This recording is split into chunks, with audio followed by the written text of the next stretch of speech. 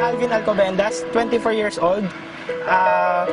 10 months na ako kay V-Mobile. I'm a registered nurse. But unfortunately, hindi po ako naging employee.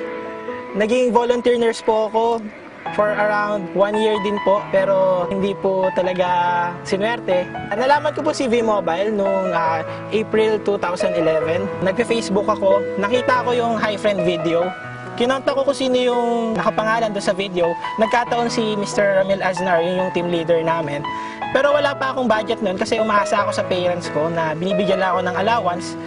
Nagkataon nung May 10, 2011, nagkaroon ako ng pera noon, binigyan na ako ng allowance. From Batangas, pupunta ako ng Ortigas sa main office ng V-Mobile at minute ko doon si Mr. Ramil Aznar. Pinakita niya sa akin yung business. Siyempre, may pera na ako, kaya nag-register na rin ako. Nung umpisa, wala talaga akong duda kasi nung nakita ko, marami namang paraan para kumita. The same time, pag business, 4,000, talagang maliit na kapital.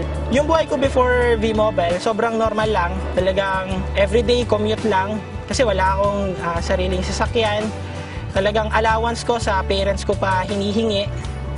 Registered nurse na ako, pero sa magulang ko pa rin ako dumedepende. Doon talaga parang naramdaman ko na kailangan, imbes na maging pabigat ako, kailangan ako naman yung nakakapagbigay sa kanila. Nakuha ko yung first check ko noong June 2011. So, 1 month na ako noon sa V-Mobile. Nung una kong nakita yun, talagang masaya ako kasi hindi pala talaga scam to si V-Mobile. Totoo pala to kasi mismo nung pinapalitan ko yung cheque, pera talaga yung hawak ko. Kaya masaya ako nun. Ang naitulong sa akin ni V-Mobile, syempre unang-una financially. Imbes na humihingi ako sa parents ko ng pera, ngayon ako nakakapagbigay na ako sa kanila. Hindi lang yan, meron na akong savings. The same time, mga gamit, damit, nabibili ko na. Nakakakain na ako sa mga gusto kong restaurant. Dito ko nabili yung unang kong laptop. The same time, bumili rin ako ng projector kasi kailangan yun pag nagpe-present ka.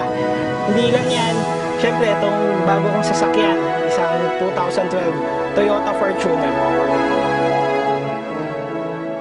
Naabot ko yung first 1 million ko after 9 months. Talagang hindi ako makapaniwala.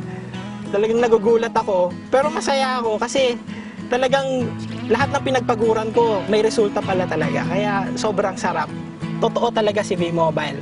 Kahit kami dati iniisip namin na scam to. Kasi ganun talaga mga Pilipino. To see is to believe. Nung nakita ko na may pera pala talaga dito kay V-Mobile, doon ako naniwala na totoo pala si V-Mobile. Pagpatuloy nyo lang kung ano yung nasimulan nyo. Talagang sipag at tiyaga lang ang katapat nito. Kahit na sobrang daming rejection sa akin, hindi ko pinansin, tuloy-tuloy lang. The same time, yung pagiging matulungin nyo, gawin yung bukal sa loob nyo. Kasi kasunod nun, habang tumutulong ka, kumikita ka na rin dito sa V-Mobile.